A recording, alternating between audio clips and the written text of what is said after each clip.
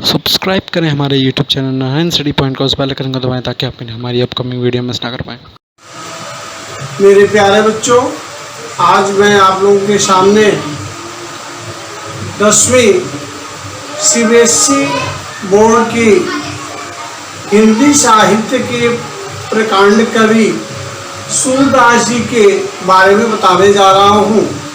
इनकी महानता को देखते हुए अनेक लोगों ने इनको कहा है, सूर सूर तुलसी शशि उडगन केशवदास, अब के कवि खद्योद सम जाता करत प्रकाश। सूर सूर्य के समान है, चांद तुलसी चांद के समान है। केशवदास जो हिंदी के प्रकांड विद्वान है, उनको उडगन के बनाया गया, तारे के समान बताया गया है, और आजकल के कवि को उडगन के समान। इससे इनकी महानता प्रकट होती है। इनका जन्म रेणुका या रुनकता गांव में हुआ था, जो दिल्ली के समीप ही है, 1478 ईस्वी में। इनके गुरु वल्लभाचार्य थे। कुछ लोगों की मान्यता है कि ये जन्म से अंधे हैं। कुछ लोगों की मान्यता है कि सूरदास जी 15 साल की उम्र में एक लड़की जा रही थी, उसकी रूप की सुंदरता पर मोहित होकर उसके पीछे पीछे चल दिए। उस लड़की को बड़ा अपमान लगा, उसने इनको चाटे मारे, जिस पर इन्हें बड़ा दुख हुआ। और इन्होंने सोचा कि यदि आज आंखें नहीं होती तो आज मुझे अपमानित नहीं होना पड़ता, जिसके कारण इन्होंने अपनी दोनों आंखें फोड़ ली। लेकिन अधिकांश लोगों की यह मान्यता है कि ये जन्मांध थे, जन्म से ही अंधे थे। कुछ लोग कहते थे जन्म से अंधे होते तो इतनी सुलभ बाल रचना कैसे करते, कृष्ण की इतनी सुंदर वात्सल्य रस की रचना ये कैसे करते। तो हमारे पास तो आंखें हैं, क्या हम कर सकते हैं? नहीं कर सकते। जब तक भगवान की कृपा न हो, मूकम करोति वाचालम पंगु लंगे तेग्रिम यत्किदातो हम वंदे परमानंद माधवम। उनकी ही कृपा से सब कुछ होता है। और उसके बाद ये वाराणसी गए और वहां इन्होंने वल्लभाचार्य से मिला। वल्लभाचार्य के पास अष्टछाप के 8 कवि थे, जहां इन्होंने रोज सूर्य पद गाए, कृष्ण के पद गाए, और वे कृष्ण के पदों को वे कवि लिखते गए, और जिसके द्वारा इनका सूर सागर जो 1.25 लाख पद माना जाता है, लेकिन अब तक उसमें से 70,000 पद ही मिल चुके हैं। सूर सारावली और भक्ति साहित्य की, भक्ति लहरी की, साहित्य लहरी की इन्होंने रचना की। ये हिंदी साहित्य में जो 4 युग है, आदिकाल, भक्ति काल, रीति काल और आधुनिक काल, उसमें ये भक्ति काल के, भक्ति युग के कवि हैं। भक्ति युग में भी 2 पक्ष है, एक निर्गुण और एक सगुण। सगुण शाखा के कवि हैं। सगुण शाखा में भी 2 है, रामाश्रयी शाखा और कृष्णाश्रयी शाखा। कृष्णाश्रयी शाखा के ये प्रमुख कवि हैं। ये सखा भक्त हैं, इसलिए कृष्ण की कुछ गलतियों को भी इन्होंने स्पष्ट किया है। इनके मृत्यु 1583 ईस्वी में हुई। यह सूरदास की संक्षिप्त व्याख्या है। सूरदास जी वात्सल्य रस के प्रकांड विद्वान माने जाते हैं। आपका पहला पद है ऊधो। अब हम जब सूरदास जी को पढ़ने जाएंगे तो इसमें मुख्य रूप से आपको कई बिंदुओं पर मैं बाद में स्पष्ट करूंगा कि ऊधो कौन थे, ऊधो की भक्ति क्या थी, गोपियां कृष्ण को किस रूप में चाहती थी, दोनों के शास्त्रार्थ का क्या निर्णय हुआ। इन सब बिंदुओं पर हम पाठ की व्याख्या करने के बाद आपको स्पष्ट करेंगे। आप इस पाठ को ध्यान से सुने और व्याख्या का लाभ उठाएं। ऊधो तुम तो बड़ भागी, अति बड़ भागी। ऊधो जी को बड़े ज्ञान का था, वह निर्गुण ज्ञान से संबंधित थे। वे निर्गुण पर ब्रह्म को मानते थे। जब कन्हैया जब कन्हैया गोपियों के वियोग में रो रहे थे कि गोपियां मेरे लिए रो रही होंगी, कैसे जीवित होंगी। कन्हैया तो वो कह रहे आप गोपियों के लिए रो रहे, माया में है, प्रेम में है। उन्होंने कहा हाँ यही संसार का राज है। कहे नहीं। तो उन्होंने कहा आप जाइए। तो उद्धव जी ज्ञान से, निर्गुण निराकार पर ब्रह्म से संबंध रखने वाले थे, उन्हें ज्ञान से मतलब था, जो ज्ञान को ही मानते थे।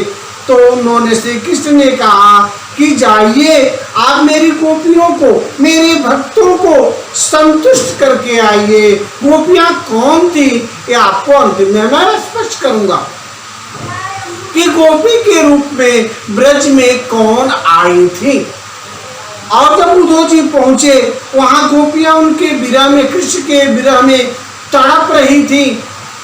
उनकी तड़पन प्रचंड अवस्था में थी, जिसे समझकर श्री कृष्ण ने उद्धव को भेजा कि जाइए आप उनके दुख दर्द को दूर कीजिए।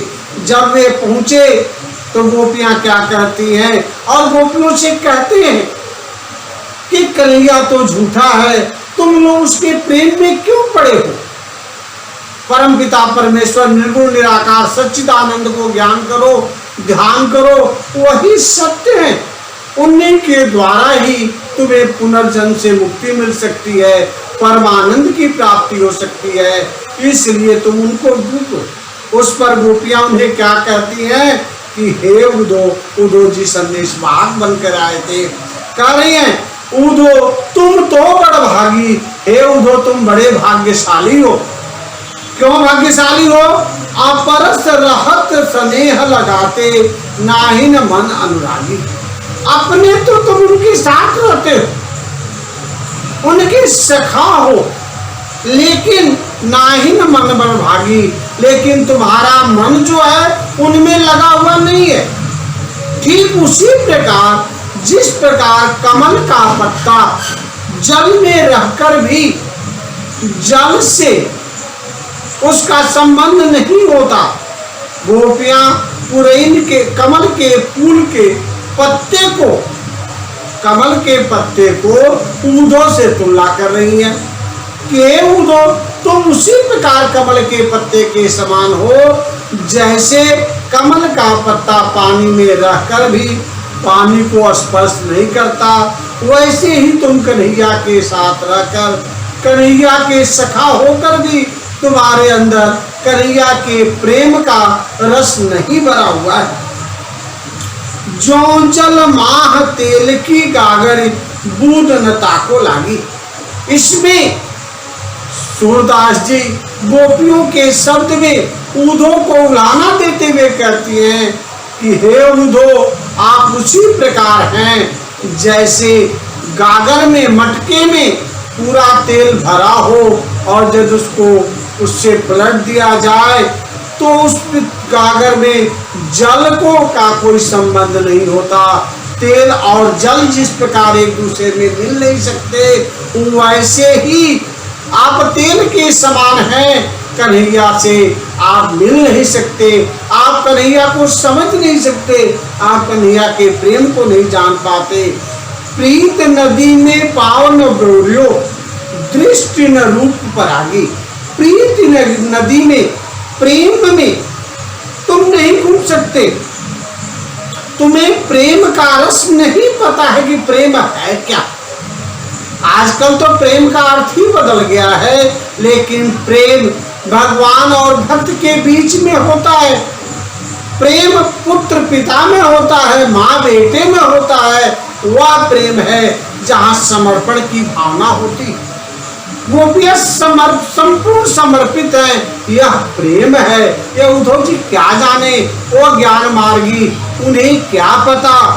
सूरदास अबलाहम भोरी, जो गुड़ चीटी चाटी जो पागी। यहाँ गोपियों के प्रेम को, उस प्रकृति को उस रूप में स्पष्ट किया गया है जैसे चींटी जानती है कि हम गुड़ से स्पर्श करेंगे तो उसमें चिपक कर मर जाएंगे, लेकिन फिर भी वह गुड़ से, मीठे से चिपकती है। उसी प्रकार गोपियां कृष्ण के साथ रहकर भी दुख दर्द पाती हैं, लेकिन फिर भी वह उनके साथ समर्पित होने को तैयार हैं। यहाँ प्रीति नदी में पाव न बोरियों में उपमा अलंकार है, दृष्टि छंद लगा हुआ है, और यहाँ शब्द का भाषा ब्रज है और संगीत में गीतापन प्रधान है। दूसरा पर मन की मन ही माझ रही। गोपियां उधो से कहती हैं, हे उधो, अभी तो हम लोग प्रेम करती थी, हमें तृप्ति नहीं हुई। तृप्ति कब होती है? जब आत्मा परमात्मा में मिल जाती है। हमारी मन की कसक, मन की मन ही माझ रही, माझ मतलब कसक, इच्छा मन में ही रह गई। कहिए जाई कौन पे उदो, हे उदो, हम किससे जाकर कहें?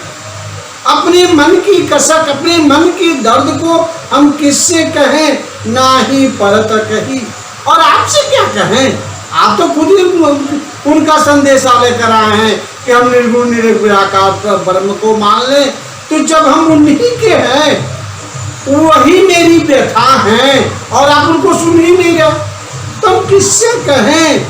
अवधि आधार आस आवन की। अवधि मतलब समय, आधार मतलब आधार मतलब आधार, आस मतलब आशा, आवन मतलब आने की।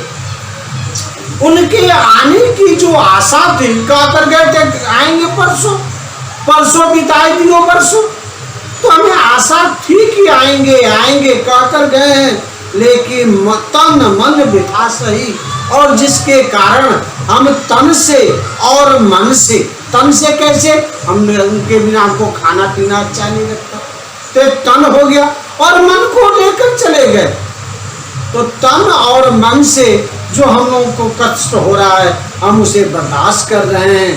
अब इन जोग संदेशन सुन सुन, और उसके बाद ये भी इतने कष्ट पर तन और मन से हम दुखी होने के बाद अब आकर आप क्या कह रहे हैं कि रे गोपियां जोगिन बन जाओ। यह तो हमें उसी प्रकार लग रहा है जैसे जले पर नमक डालना, बिरहिन बिरह दही। इसमें जो हम लोग विरह की आग में जल रही है, वो और तेज हो जा रही है, प्रचंड हो जा रही है, यह हमसे बर्दाश्त नहीं होती। उद्धव जी कृपया आप अपनी जोग वियोग की बातें, निर्गुण निराकार ब्रह्म की बातें बंद कर दें। चाहुति हूति गुहारी जीतते। गुहारी मतलब जिनको इच्छा हो, गुहारी जीतते उनते उनते धार बही। चाहुति हूति गुहार जीतते, जीतई हैं तय, जो उनकी इच्छा हो जिनकी, उन्हीं के पास जाकर आप यह बात कहें। कन्हैया ने आपको भेजा है, आप उन्हीं से जाकर कहिए कि वही निर्गुण निराकार कर लें, हमारे प्रेम को छोड़ दें, हमारे मन मंदिर को वापस कर दें। सूरदास अब धीर धरियो क्यों मर ज्यादा न लही। सूरदास जी कहते हैं, हे उद्धव जी अपनी वाणी को विराम करें, कहीं ऐसा न हो कि हमारे यहाँ अतिथि देवो भव माना जाता है, अतिथि देवता माने जाते हैं। आप मेरे प्रियतम के सखा हैं, कहीं हम इसको भूल जाएं, और देवता भी है और सखा भी है, दोनों कहीं ऐसा न हो उस मर्यादा को भूलते हुए हम आपको कुछ कह दें। इसलिए आप कृपया करके हमारी धैर्य को ना तोले, कहीं धैर्य हम तोड़ देंगे तो उल्टा हो जाएगा। इसलिए स्वयं कन्हैया से कहिए कि जोग वैराग्य की बातें वो आप खुद उसका ध्यान करें, हमारा प्रेम स्वीकार करते हुए अपने पास रखें। इसमें का भाव सहज सरल है, आकर्षक है, ब्रज भाषा है, पुनरुक्ति पुनि पुनि में पुनरुक्ति अलंकार है, संजोग रस श्रृंगार रस में वियोग रस की प्रधानता है।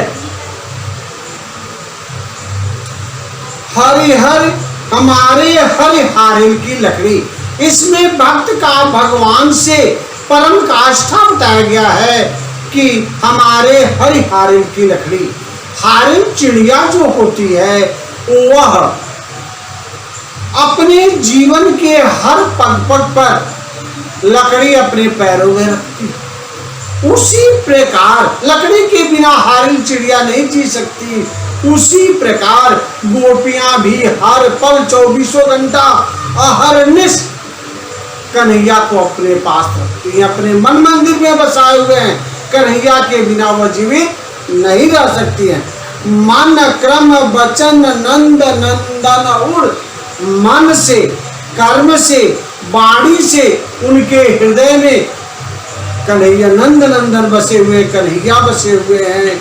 यह दृढ़ कर पकड़ी, उसने उनको दृढ़ता से पकड़ रखा है, अर्थात अत्यंत ही दृढ़ प्रेम करती हैं, वह उनको छोड़ नहीं सकती। जागत सोवत स्वप्न दिवस निशि, जागने में, सोने में, स्वप्न में, दिन में, रात में, कान कान चकरी, वह है कन्हैया, है कन्हैया, है कन्हैया। माधवगिरी गोपाला हर जपती रहती है, हर समय सुनत जोग लागत है ऐसो। और उस पर आकर आप जब जोग वैराग्य की बातें करते हैं, निर्गुण निराकार परब्रह्म की बातें करती हैं, जो करवी ककरी। मान लीजिए आप सभी स्वादिष्ट खाना खा रहे हो, हमारे आर्यन कटहल जी खाने में लगे हुए हैं, पकवान खा रहे हैं, और उसी बीच उनके मुंह में कड़वी ककड़ी चली जाए, सारा स्वाद बर्बाद हो जाता है। उसी प्रकार से गोपियां कृष्ण के प्रेम में इस प्रकार रंगी हुई हैं, हर समय, हर पल, हर सांस में। उस बीच जोग वैराग्य आ जाए तो अत्यंत ही दुखमय होता है। उस दुखमय स्थिति में को न चाहिए सूजो व्याधि हमें जो लाए। गोपियां कहती हैं, हे उद्धव जी, व्याधि मतलब बीमारी, आपने ऐसी बीमारी लाई, बीमारी जोग वैराग्य को कहते हैं। देख सुनी न करी, हमने न कभी देखी है, न सुनी है और न की है।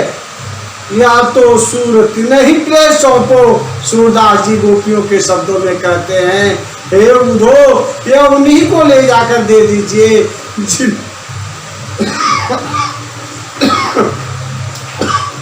जिनका मन चक्कर में है। कभी निर्गुण चाहिए, कभी कन्हैया चाहिए, कभी राम चाहिए, कभी दुर्गा चाहिए। मेरा मन तो एक जगह टिका हुआ है, कन्हैया में। जब हम कन्हैया की हो ही चुके हैं, मेरे मन मंदिर में कन्हैया बसे हुए हैं, तो मुझे और किसी चीज की आवश्यकता नहीं है। यह अत्यंत ही भक्ति भाव से ओतप्रोत पाठ है, पद है, यह गे और लयबद्ध है, भावानुभक्ति है। और हमारे हरिहारिन की लकड़ी में अनुप्रास अलंकार है, और उसके बाद से पुनरुक्ति अलंकार है। इस प्रकार से यह पद अत्यंत ही। अब मैं आपको अंतिम पद बताने जा रहा हूँ। हरि है राजनीति पर आए। गोपियां अब कन्हैया पर व्यंग कसती हैं कि हमारे पास थे तो प्रेम करते थे, हमें हर समय बरमाते थे, हमारी माखन खा जाते थे, मटकी फोड़ देते थे, कहते बस तू ही हो, तुम ही सब कुछ हो।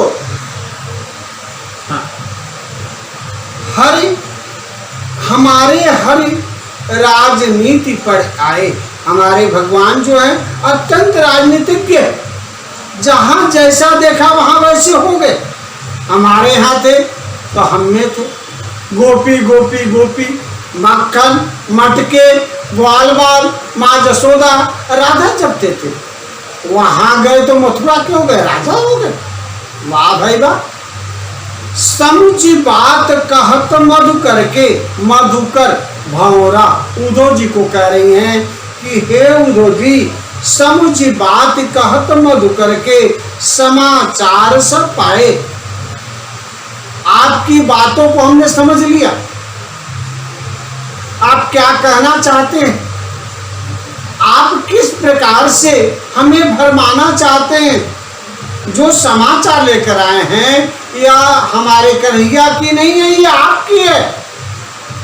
समाचार एक अति चतुर होते पहले ही। हमारे कन्हैया तो पहले से ही चतुर थे, चालाक थे, हमारे मटके फोड़ देते थे, हमारे माखन खा जाते थे, हमें पकड़ने नहीं आते थे, हमारे मन को चुरा ले गए, हमें पता ही नहीं चला, हमसे प्रेम किए, हम उनके घर शिकायत लेकर जाते थे, वो वही बैठे रहते थे। तो पहले से ही चालाक थे। अब गुरु ग्रंथ पढ़ाए और ऊपर से आप जैसे प्रकांड विद्वान को हमें ज्ञान सिखाने के लिए भेज दिया। आप जैसा ज्ञानी उनको मिल गया तो और प्रकांड विद्वान हो गए। बड़ी बुद्धि जानी जो उनकी, यदि वो बड़े विद्वान हैं, प्रकांड विद्वान है, तो बड़ी बुद्धि, बड़ी मतलब अधिक बुद्धि, मतलब बुद्धि जान मतलब जानते हैं, जो उनकी बुद्धि बहुत बढ़ गई है, तो योग संदेश पठाए। उन्होंने हमारे लिए योग संदेश, योग का निर्गुण निराकार परब्रह्म की बैठा दिया कि हम लोग जोगन बन जाएं, भभूत लगाएं। क्या यह हो सकता है? उधो भले लोग आगे के, अरे हे उधो, हम लोग अच्छे हैं, भले हैं, अच्छे हैं कि आपकी बातें सुनी, नहीं तो डाय डंडे मार के भगा दिए होते। हम नहीं सुनते, हम अच्छे हैं इसलिए सुन लिए, सुनी परहित डोल धमकाए। उन्हें हमें अच्छा जानकर पर हित भलाई करने के लिए, हमारी भलाई करने के लिए उन्होंने आपको भेज दिया। पहले उन्होंने हमसे प्रेम किया, प्रेम के बदले उन्होंने जोग वैराग्य में उपहार में भेजा। वाह भाई वाह, पहले प्रेम ही नहीं करते, कहकर ही नहीं जाते कि मैं परसों आ जाऊंगा, सीधे मना कर देते। थी हिम्मत तो मना करके जाते। यहां तो चुपके से गए कि परसों आ जाऊंगा, परसों को बिताई दियो परसों। हम उनके आने के इंतजार में ये ग्वाल बाल गाय वृक्ष सब जंतु वनस्पति, माँ जसोदा हर रो रही है, राधा उधर पड़ी है, सारे माँ जसोदा के रोने से जमुना जी बह रही है, और ऊपर से वो जोग में राख की बातें भेज रहे हैं। अब अपने मन फेर पाइयो, और अभी अपने मन को बदल रहे हैं। पा लेगी, फिर पा लेंगी, चलत जूहते चुराई। जो हमारे मन को उन्होंने चुरा कर लेकर चले गए हैं, क्या वो मेरे मन मंदिर को फिर वापस कर सकते हैं? वापस कर सकते हैं?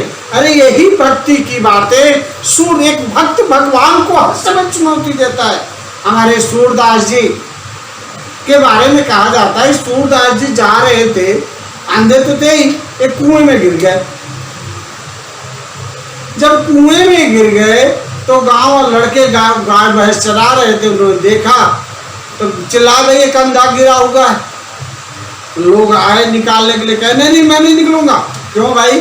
तो जिसने गिराया है वही निकालेगा। कौन गिराया? कन्हैया गिराया। गोपियों को भी तो कन्हैया ने ही प्रेम के कुएं में गिराया था। तो वही उद्धव जी से कहती हैं, वो आएगा तो वही निकालेगा। उसी प्रकार सूरदास जी का तो वही निकालेगा। गांव वाले कहे तो अंधा था, ऊपर से पागल भी है। प्रेमी पागल ही हो जाता है, वही हाल हुआ उनको, पागल ही। गांव वालों ने 2-4 कंकड़ पत्थर भी फेंक दिया, चले गए। समय बीता, रात हुई, 12 जो रात व्यतीत करेंगे, आए और सूर का हाथ पकड़कर निकाल दिया। जब सूर का हाथ पकड़कर निकाले और कहे अच्छा चलूं मैं, कहे कहाँ जाएगा भाई? सूरदास जी ने कहा कन्हैया से कहाँ जाओगे? कहे अपने धाम को जाऊंगा। कहे नहीं, जब मैं जाऊंगा। हाथ छुड़ाने लगे। सूरदास जी ने चुनौती दी। भक्त भगवान को चुनौती देता है, और कौन दे सकता है? यही सखा भक्त दे सकता है। चुनौती दी कि हिम्मत है, हाथ कमजोर जान के तो हाथ से छुड़ा लोगे, हृदय से निकल कर दिखाओ तो मैं तुझे जानूं। वही गोपियां चुनौती दे रही हैं कि क्या तुम मेरे मन को वापस कर सकते हो, उस प्रेम को वापस कर सकते हो। एक भक्त को भगवान की चुनौती है। चलत जुहूते चुराए, जाते समय जो तूने चुरा लिया मेरा मन, ये क्यों अमीत करे आपुनते। एक राजा हो, राजा का धर्म है कि वह प्रजा की देखभाल करे। प्रजा उसकी संतान के समान होती, हर प्रकार से उसकी सुरक्षा करना उसका परम कर्तव्य है। तो जब राजा बन गए हो, हम आपकी प्रजा हैं, हमारी सुरक्षा करो ना। ये कौन सा नियम है कि प्रेम लगाकर चले गए और उधर जाकर अनीत हमारे ऊपर अत्याचार कर रहे हो। वह राजा अच्छा राजा नहीं होता जो प्रजा पर अत्याचार करता है। प्रजा का सच्चे रूप से पालन करना, उनकी देखभाल करना, ये राजा का कर्तव्य होता है। तूने तो अनीति किया, हमारे ऊपर अत्याचार किया, जे और अनीति छुड़ा, वह तो उसके ऊपर हो रहे अत्याचार को समाप्त करता है। आप कैसे राजा हैं कि आप हमारे ऊपर खुद ही अत्याचार कर रहे हैं। राजधर्म ये तो यह है सुर।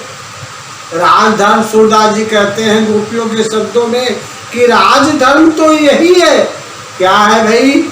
जो प्रजा न जाहि सताए, जिसमें राजा प्रजा को सताए नहीं, क्या करे, उसे सुख दे। और आप कन्हैया हमें सता रहे हैं, किस रूप में सता रहे हैं? हमारा मन आप चुरा ले गए, हमसे प्रेम करके गए, हमसे कह कर गए कि हम परसों आ जाएंगे, और वहां जाने के बाद हम आपके विरह में तड़प रहे हैं।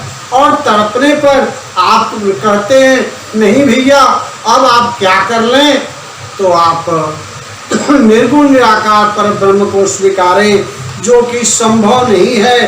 प्रस्तुत पद के भाव सरल सहज भाषा ब्रज भाषा है, सार्थक सटीक भावात्मक है। इसमें अनुप्रास अलंकार है। अनुप्रास अलंकार है यहाँ पर कि जो अनित छुड़ाए जोग बुद्धि बड़ जान, जो उनकी जोग संदेशा जो आ रहा है, यह अनुप्रास अलंकार है। अब आइए आपको मैं बता रहा हूं उद्धव जी कौन थे। उद्धव जी सूरदास, उद्धव जी कृष्ण के चचेरे भाई थे। उन्हें अपने ज्ञान पर बहुत अधिक घमंड था। कन्हैया अहंकार का भोग लगाते हैं, भगवान अहंकार का भोग लगाते हैं। अपनों के अंदर जब अहंकार हो जाता है तो उसे दूर करते हैं। उद्धव जी को अपने ज्ञान पर बहुत अधिक घमंड था। वे कन्हैया जब गोपियों के, राधा के, माँ जसोदा के प्रेम पर रोते थे, उन्हें रात में नींद नहीं आती। उद्धव जी कहते थे क्या पागलपन कर रहे हो भैया, प्रेम कोई चीज है, निर्गुण निराकार को भजनों का संदेशा दे दो। कन्हैया ने देखा भैया मेरे तो इस भक्त को घमंड हो गया है, और उन्होंने भेजा। और जब वे गए निर्गुण निराकार समझाने लगे तो गोपियां उनसे कहीं, हे उद्धव जी यह जोग वैराग्य हम क्या धारण करें, हमें तो मेरा मन चंचल होता है। हम कन्हैया को माखन खिलाते थे तो कहते थे मीठा है, गुड़ खिलाते थे तो कहते थे मीठा है, मिर्ची खिलाने पर कहते थे तीखा है। क्या आपका निर्गुण निराकार गुड़ खाएगा, माखन खाएगा, हमारे साथ नाचेगा? यह सरल भक्ति होती है। सगुण साकार भक्ति सरल होती है। निर्गुण निराकार पर ब्रह्म भक्ति, जोग वैराग्य, यह कठिन भक्ति है। हमें सरल चाहिए, सरस चाहिए। यह मन जो है बहुत चंचल है, इसे रोकने के लिए आधार चाहिए। हमने देखा कन्हैया को, कन्हैया ने गोवर्धन को उठाया, बकासुर को मारा, अगासुर को मारा। हमें विश्वास है कि वो भगवान है। निर्गुण निराकार पर ब्रह्म को किसने देखा? यह गोपियों के सिद्धांत हैं, और इस प्रकार से दोनों में शास्त्रार्थ होते हैं। और उद्धव जी जब राधा को देखते हैं तो वे बावले हो जाते हैं कि क्या प्रेम है। हर पल वह कृष्ण के लिए तड़प रही है। लेकिन जो कृष्ण गए थे उस समय राधा ने जो उनसे वादा किया था कि मेरे आंसू नहीं गिरेंगे, वह सूख गई बेचारी, मेरे आंसू नहीं गिरे। यह प्रेम है क्या? ये निर्गुण निराकार में है? नहीं है। इस प्रकार जब हमारे उद्धव जी इस प्रकार के रूप को देखकर, इस प्रकार की वेदना को देखे, इस प्रकार के प्रेम को देखे कि प्रेम के रस में गोपियां बावली हो चुकी हैं, गाय दूध देना बंद कर दी है, पेड़ फल फूल देना बंद कर दिए हैं, माता जसोदा की बुरी हालत है, बावली जैसी हो गई हैं। इस दृश्य को देखकर उद्धव जी खुद ही बावले हो गए प्रेम में। इधर से ज्ञान का उपदेश लेकर गए थे, ज्ञानी का अहंकार भरा हुआ था उनके अंदर, निर्गुण निराकार पर ब्रह्म का। लेकिन उधर से जब लौटे ब्रज से तो खुद ही प्रेम की धारा में बह गए। हमारे सूरदास जी सखा भक्त है। सखा भक्त की सबसे बड़ी विशेषता है कि सूरदास सखा अपने मित्र की शिकायत कर सकता है। इसलिए इन्होंने कन्हैया की कई जगह शिकायत की है, अनीत के आधार पर, चतुर के आधार पर, कि यहाँ से हमारे मन को चुरा ले गए और वहाँ जाकर बदल गए। यह सखा भक्ति के उदाहरण हैं। इस प्रकार से यह पाठ आपका आज समाप्त होता है। आप इसे ध्यान से सुने। आज के लॉकडाउन के दौर में क्लासेस कम चल रहे हैं, इसलिए ब्रज भाषा अत्यंत मधुर भाषा होती है। आप इसे गाइए, पढ़िए, आनंद लीजिए। आम के आम गुठलियों के दाम का है ये मधुर भक्ति है, पढ़ने में भी आनंद है, अर्थ सरस है। राधा कृष्ण की भक्ति, उद्धव के अहंकार का त्याग, सूरदास की ब्रज भाषा के प्रति प्रेम, इन सब तत्वों पर हमने ध्यान दिया। आगे आप इसे पढ़ते हुए, इसे ज्ञान अर्जित करते हुए अपने पाठ्यक्रम की तैयारी करें। आगे जो भी आपकी समस्या हो, आप मेरे नारायण स्टडी पॉइंट से ग्रुप से जुड़कर अपनी समस्या का अपने कमेंट्स जरूर भेजें, जिससे हम और अधिक आपको ज्ञान दे सकें, आपको पढ़ा सकें, आपकी आवश्यकताओं की पूर्ति कर सकें। धन्यवाद, नमस्कार।